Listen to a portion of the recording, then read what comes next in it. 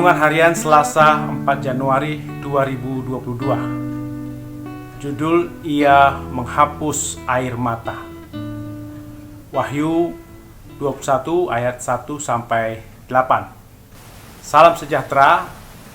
Semoga dalam memasuki tahun 2022 Tuhan hadir dalam hidup kita, memberikan kebahagiaan, penghiburan, menghapus air mata, seperti dinyatakan dalam Wahyu 21 ayat 4. Dan Ia akan menghapus segala air mata dari mata mereka, dan tidak akan ada lagi perkabungan atau ratap tangis atau duka cita, sebab segala sesuatu yang lama itu telah berlalu.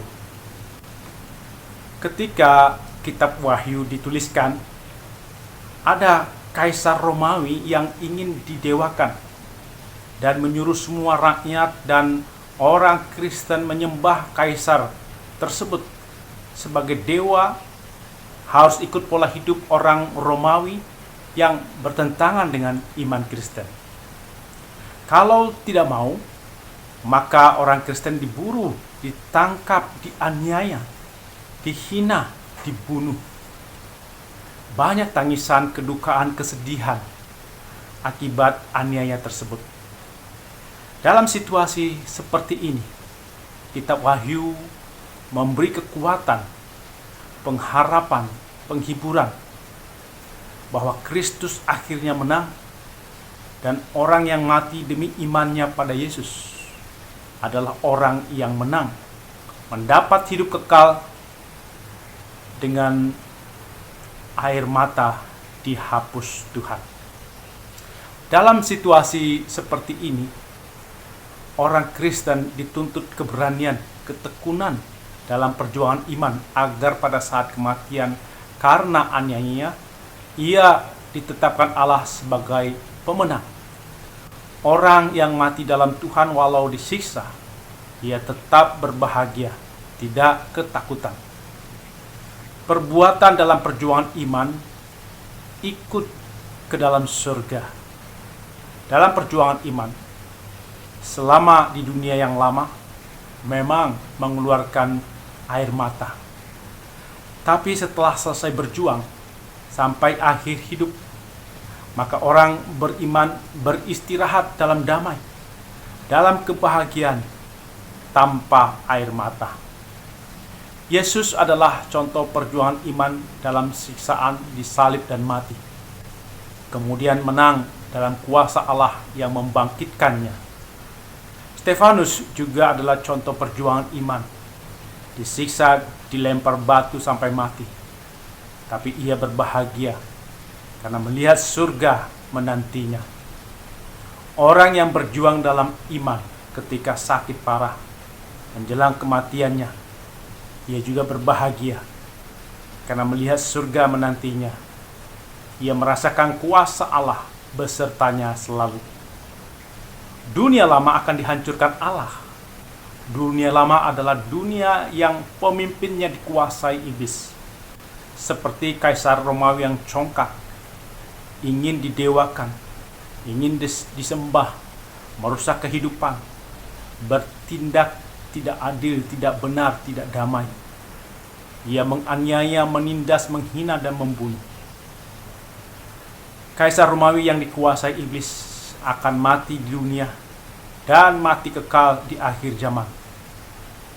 Kaisar Romawi digambarkan sebagai iblis, antikris.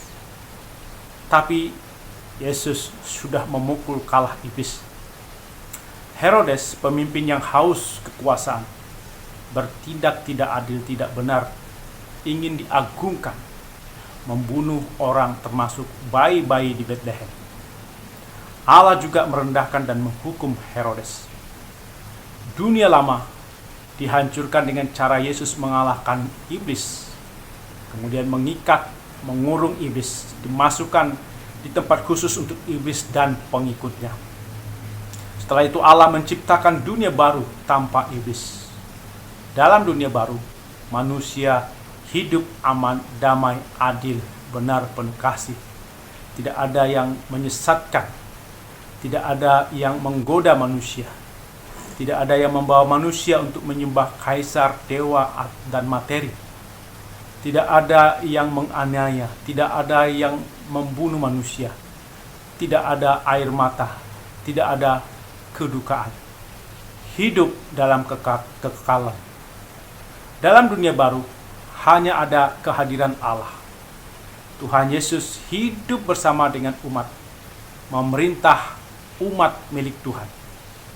Memasuki dunia baru, orang Kristen digambarkan sebagai pengantin perempuan yang sangat rindu dan mengasihi pengantin pria, yaitu Tuhan Yesus. Pengantin perempuan akan berdandan secara maksimal ketika hendak menjumpai pengantin pria, Tuhan Yesus. Hubungan umat dan Tuhan Yesus adalah hubungan yang sangat mengasihi dan merindukan Tuhan dengan segenap hati. Bukan hubungan seksual manusia dengan bidadari cantik di dunia baru, seperti digambarkan kelompok agama tertentu. Allah adalah Alfa dan Omega, yang awal dan akhir. Artinya, Allah menguasai seluruh dunia dan sejarahnya. Allah pasti sanggup melakukan pembaruan dunia. Allah adalah sumber dan tujuan segala-galanya. Orang tidak akan haus lagi karena Allah memberi air kehidupan, yaitu keselamatan dan hidup kekal. Orang yang menang, yang setia, tidak menyimpang dari jalan yang benar, menang atas penggoda dan aniaya, akan masuk dalam dunia baru. Orang yang menyerah pada dosa, ikut menyembah kaisar, menyembah keduniawian, ikut perilaku buruk di sekitar, akan dihukum Allah. Orang yang kalah adalah orang yang penakut. Kalau dianiaya akan menyangkal Yesus, seperti yang dilakukan Petrus waktu Yesus disalib. Tapi syukur, Petrus bertobat dan menjadi berani melayani Tuhan walau ada aniaya. Allah mendorong orang menang atas dosa, atas aniaya, setia pada Kristus di tengah aniaya. Orang yang kalah adalah orang yang tidak percaya dan tidak setia pada Kristus karena aniaya. Orang yang keji, membunuh orang Kristen, sundal, tidak setia pada Allah, pendusta, menyimpang dari kebenaran. Orang yang kalah akan masuk di tempat iblis dikurung, diikat. Pada masa kini, ada juga orang yang dianiaya, ditindas, menangis. Seperti ada satu keluarga tinggal dekat dengan rumah ibadah agama lain. Pengkhotbah di rumah ibadah tersebut menyampaikan khotbah dengan menghina Yesus, menghina orang Kristen, sampai anggota keluarga menangis. Tidak tahan mendengar penghinaan dari pengkhotbah tersebut.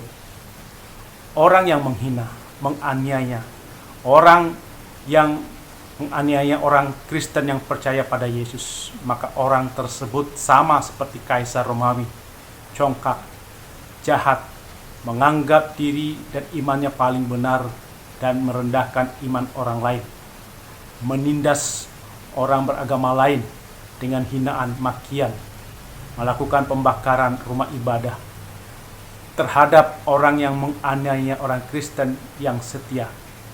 Maka Tuhan juga berjanji akan mengikat mereka bersama iblis di dunia gelap, dunia iblis. Mereka akan hidup dalam penderitaan yang berat, dalam siksaan kekal. Mereka tidak masuk dalam dunia baru. Dalam tahun baru 2022, ketika kita mengalami penderitaan, aniaya, penghinaan, tindakan kekerasan, kita tidak bisa melawan kuasa iblis, kuasa jahat. Tapi Tuhan Yesus berjanji akan memberi kemenangan atas iblis, atas kejahatan, atas ketidakadilan, ketidakbenaran yang dilakukan orang lain. Tuhan berjanji akan menghapus air mata dengan memberi hidup di dunia baru. Darah Yesus memulihkan orang yang berdosa agar hidup baru dan setia kepada Tuhan sampai akhir hidup. Memasuki tahun 2022, kita percaya Tuhan Yesus memberi kemenangan. Tuhan sanggup menghapus air mata dari segala penderitaan, kesulitan hidup kita. Mari kita merenungkan kalimat dalam PKJ 161 ayat 2. Air matamu dihapus Tuhanmu, dulu menangis di waktu bersamai, kini bersuka saat menuai penuh harapan, iman dan kasih. Amin. Mari kita berdoa. Ya Tuhan, kami tidak tahu apa yang terjadi pada tahun 2022, tapi kami yakin Tuhan Yesus akan memberi kemenangan, kekuatan dalam menghadapi pergumulan tantangan tahun 2022. Tahun 2022 adalah tahun perjuangan iman agar setia pada kehendak Tuhan, memuliakan Tuhan, menyembah Tuhan, dan kami diberi kebahagiaan. Air mata kami dihapuskan Tuhan. Kami berjuang dengan penuh pengharapan, iman dan kasih. Dalam Yesus kami berdoa. Amin.